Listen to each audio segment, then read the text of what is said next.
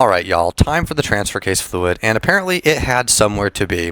The second I pulled the plug, it came flying out and absolutely baptized me in ATF. Great start to the fluid change.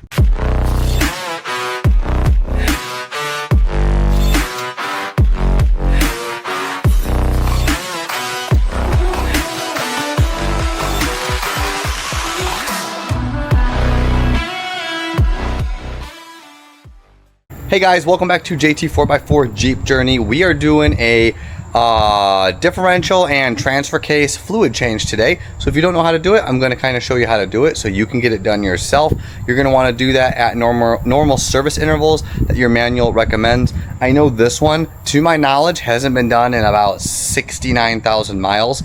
I don't see it in the history when I bought it, so I'm just going to do it so I know, even if it was done before. Like I said, it's not in the history, so we're going to get it changed so it's fresh, and we're going to be using the best of the best AMSOIL. So let's check it out. Okay guys, so this is your transfer case. I'm using a T55 for both of these. Make sure this is loose before you do anything on your transfer case, because you don't want to drain this and not being able to get to this. We're going to want to bring this out till you can just spin it freely with your hands, just so you know it's loose. And then we're going to break this one open. I did remove the skid plate here. It is a series, what is it? 1, 2, 3, 4, 6 bolts. So it's the two small ones that are right here on the gas tank skid. You've got one frame bolt on this side, and you're gonna have, let me see, you're gonna have one frame bolt on this side. You're gonna have a bolt here, and then also a bolt here. So we're gonna go ahead and get this draining, and then I'm gonna show you what AMSOIL we are using, because you know we're gonna use some of the good stuff. So let me go get my gloves on so we can get this draining. Okay guys, we are using the AMSOIL 100% synthetic automatic transmission fluid. This is okay to use, right? This is some of the best stuff in the biz. This is ATF plus 4 compliant. And I just wanted, we do wheel this Jeep regularly, so I wanted to give it the good stuff. The Loctite 592 is for the threads on the transfer case. It'll stop any kind of leakage or anything like that that it might be prone to. You literally just apply it just like you see there in the picture. But this is the good stuff. Yes, it is a little more expensive, but AMSOIL does have a good name. And if you're doing some wheeling, it might behoove you to just get a nice get a good oil. You can use the Mopar oil, but for the money, it's about the same. And yeah, I think AMSOIL is probably a little better. So we're gonna go ahead and get this changed.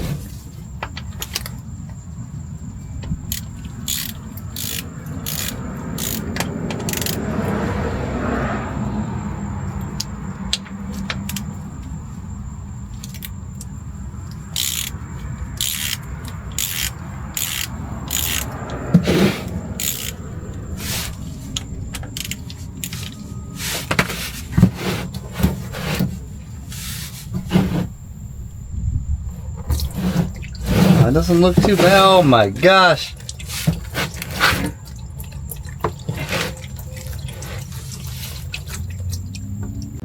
Okay, so the transfer case fluid does look pretty clean. I wish I would have known that, otherwise I probably wouldn't have changed it. But because it's not documented, we're going to go ahead and document it at the miles that we got on there and just change it now with the good stuff so we know. It did come out really fast, so a lifted drain pan probably would have been pretty beneficial here.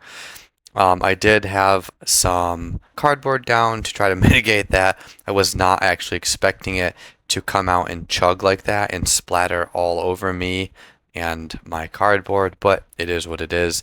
So we're going to go ahead and let this drain, get things cleaned up a little bit, and then go ahead and move on to getting all of the proper sealant on the threads, clean it, seal the threads, get that lower drain plug back in, and then go ahead and start pumping some of that new fluid back into the transfer case. And just so you know, Loctite 592 does have a 24-hour cure time, so best to adhere by it if you can.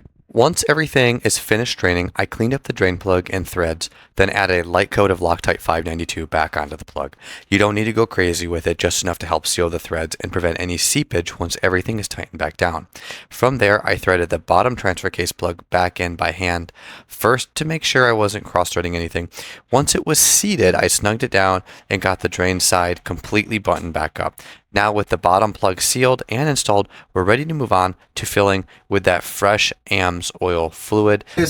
I'm going to go ahead and fill with this, and I'm going to try not to make a mess. Now that the drain plug is back in, it's time to start filling the transfer case.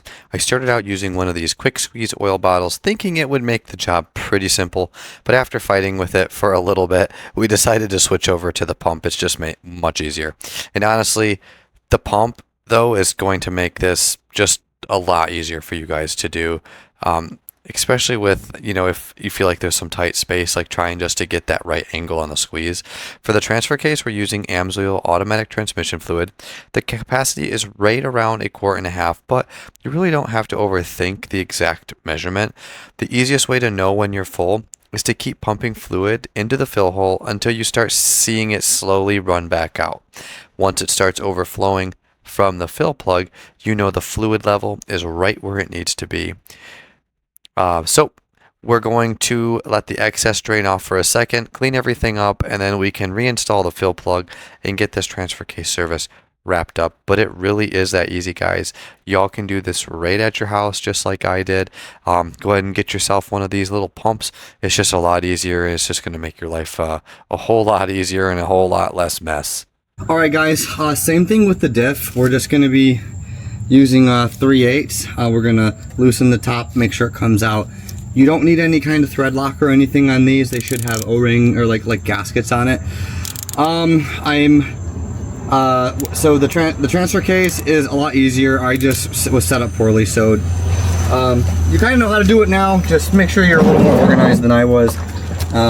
So I'm gonna go ahead and get down here so we can loosen the top, because we want to make sure that we can get this sucker out. Oh boy, that's already loose. Okie dokie.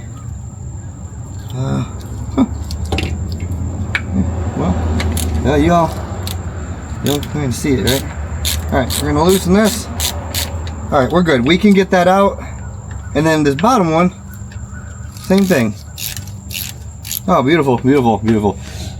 I almost think the dealer, before I bought this, might have changed these, but they never documented it. So, like I said, we're gonna go ahead. Same method. You're gonna drain this, okay? You're gonna go ahead and drain this, and then you're gonna fill until it overflows slightly, and then you will be good to go. So let's just see how dirty this is. Man, that's clean. It's clean. That's clean. Must be new. Yeah. But we're gonna replace it with the good stuff, so yeah, it doesn't matter at this point. But look, do you see this? That's metal. That's not clean. That's not good, actually. That's a good amount of that's a good amount of slime in there from the magnet. So no, I don't like that. Let's go clean this up, let that drain, and we're gonna get the new stuff. See, this is why we're doing this. So even though it looks clean, that was worth it. That is dirty. Yeah, that was really dirty.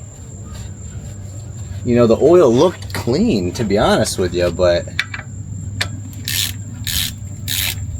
I just, yeah, so even this one, it's got stuff on it. It's got metal shavings on it. Or it could have just been, you know, old. See? Let me go ahead and clean this one. Okay, we're going to be using 75W80 for the front. We're going to be using 75W140 for the rear, and it'll be the same way. So you can see that it's there. We are all good. We're going to go ahead and get this in real quick and then move to the rear. This is a fairly simple job, so you know, it doesn't take too much skill here.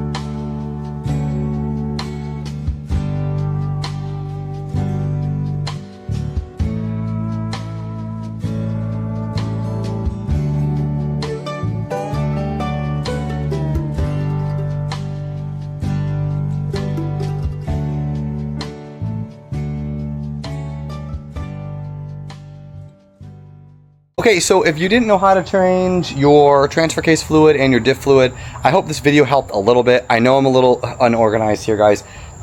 So the baby's sleeping. I was trying to do this as fast as I could, but still, you know, kind of get a video out to y'all. And so it's pretty easy. Transfer case, remove skid plate, make sure your fill plug is loose, and then obviously take your drain plug out, and then thread locker. I did thread lock all of these because the differentials didn't have any kind of rubber gasket, so I just, for safety, thread lock. The front diff was really pretty clean, but nasty on the magnetic plug, which means there is some wear in there. Good thing we changed this fluid. And then the rear diff was really quite dirty with little to no wear on the magnetic plug, which is kind of funny. You know, you'd think it'd be the opposite because the front diff isn't used all the time. So anywho, hopefully this helped, guys. Thank you so much for watching. God bless, and I need to go clean up now.